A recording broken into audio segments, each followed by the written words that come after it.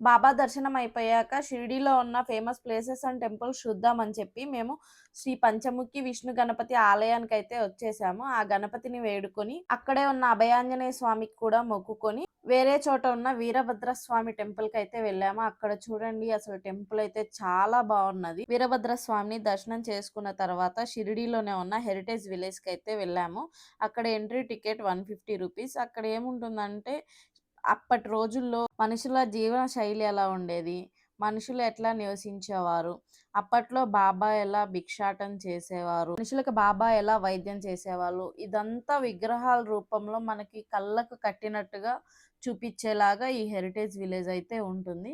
ఇక్కడ ఒక magic show కూడా జరిగింది. Train ride and zip line ride కూడా ఉంది.